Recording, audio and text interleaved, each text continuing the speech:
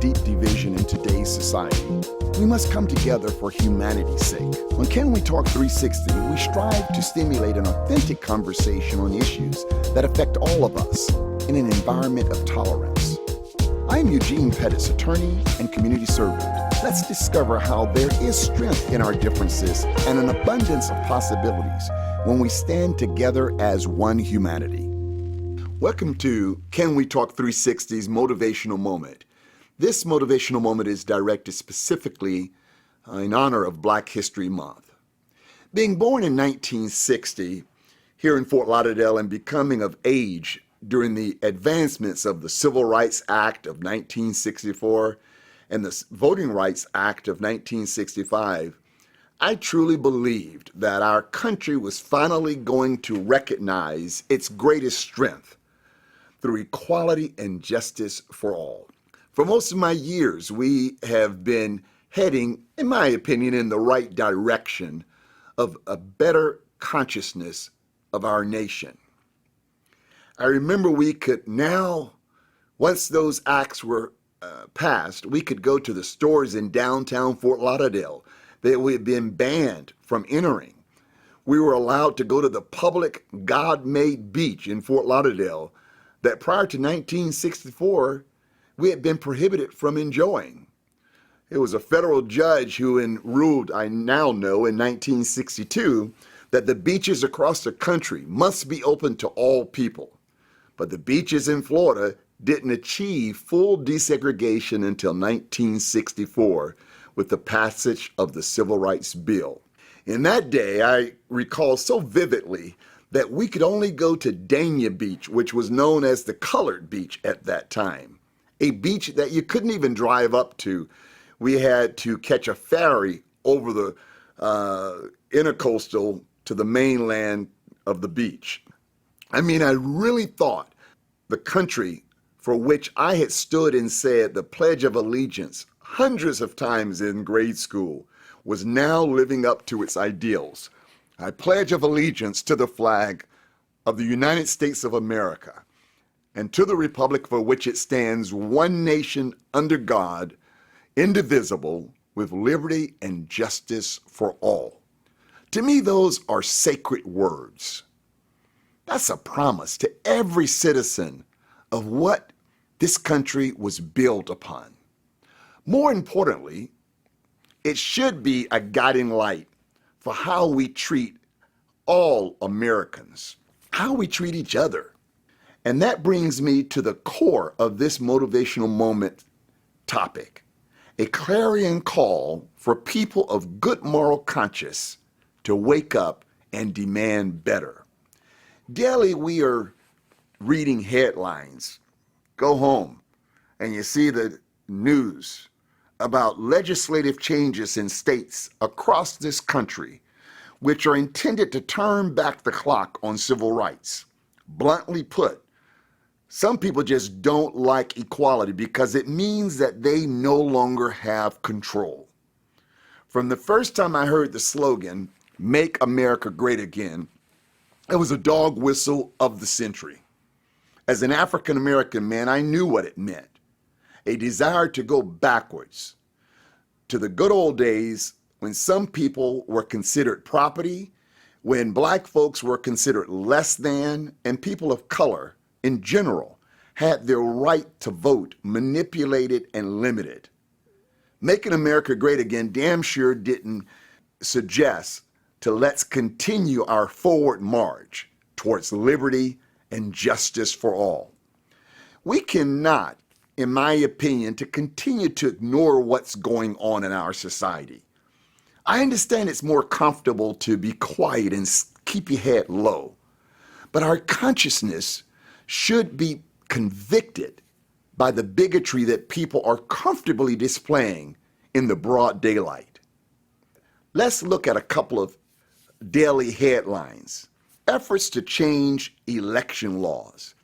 In 2020 federal election, it drew the United States' highest voting turnout in more than a century, breaking records despite the COVID-19 pandemic.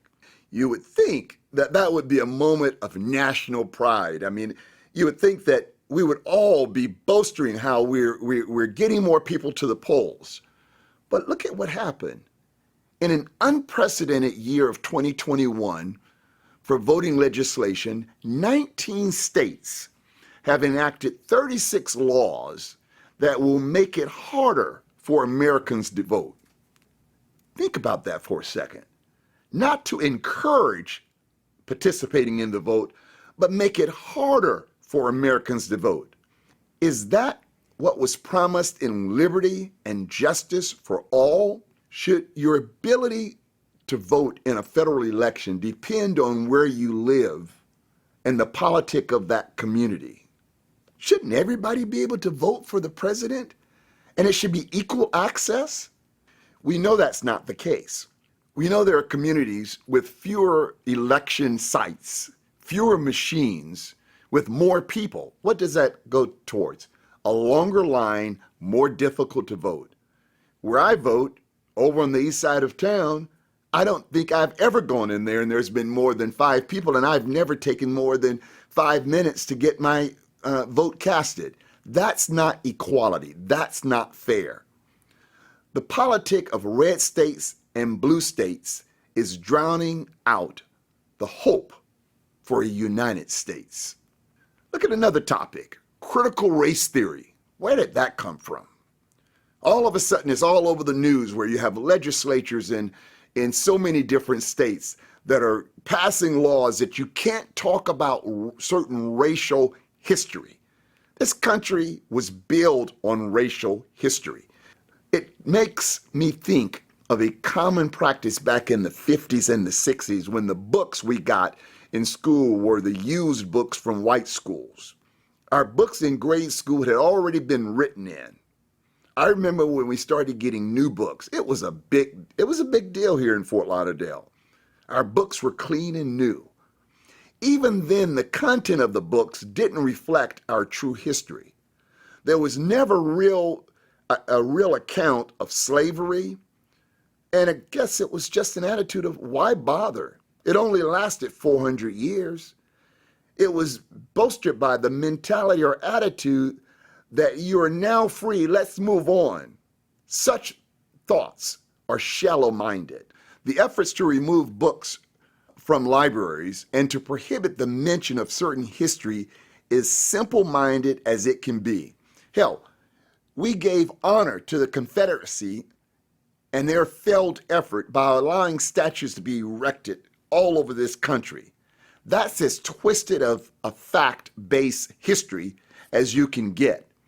I was looking at social media recently, and it was a meme that I thought was very poignant to this discussion. When we ban books in schools before we ban guns, we admit we are more afraid of our children learning than we are of them dying. Think about that. But yet, we don't want to talk about this country's history and its relationship with its black citizens and other minorities in this country. So I call upon people of good conscience and those who stand tall and proud to recite the national anthem to demand that we live up to the true meaning of liberty and justice for all. A second meme that I saw, and we all know about Ruby Bridges. Ruby Bridges was a 6-year-old that desegregated the schools in Louisiana back in 1966, I believe it was, or 64, around that time. And she obviously had to be escorted by federal marshals because of the threats, the violent words that were being yelled out at her as she's going in and out of the school, bottles and different things being thrown. And this meme said simply, if this child, Ruby Bridges, was strong enough to survive it, your child is strong enough to learn about it. Think about where we're headed. If we are manipulating the history, or worse yet, we are prohibiting the discussion of certain significant historical topics, ignorance will prevail, and we will never be able to learn from the history of this country. We have to stand up and speak out. It was once stated that the only thing necessary for triumph of evil is for good men, and I add women, to do nothing. Today, too many good men and women are doing and saying nothing in the face of growing evil in society. Such is the recipe for evil to prevail. There was a Spanish philosopher, George Santayana, who is credited with the quote, "Those who cannot remember the past are condemned to repeat it." We need to remember that. If we don't learn of our past, we're condemned to repeat it. So I leave you with the fact that we must sound the alarm and make a resounding clarion call for America to live up to her highest ideals of liberty and justice for all. Thank you for joining me in this special motivational moment in honor of Black History Month. And in addition to February being Black History Month, it's also obviously the month of Valentine's. That's timely for my next discussion of Can We Talk 360 on modern love and relationships with Dr. Thelma Tenney, who is a certified clinical sexologist. Stay tuned. It's going to be heated and it's going to be insightful.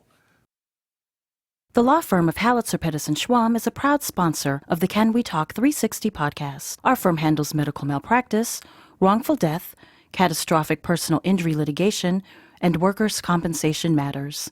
We pride ourselves in being advocates for justice on behalf of those who have been seriously injured. For decades, we've taken the lead in making your case our priority. It's who we are. It's who we'll always be. Halitzer, Pettison Schwam. Serious injuries, proven results. Thank you for listening to today's episode of Can We Talk 360. I sincerely hope that you are inspired to seize this moment in time and take real action towards change. Remember, all change begins with a conversation. Be sure to tune in every month for more fascinating discussions and motivational food for the soul. Please share with your friends, family, and colleagues.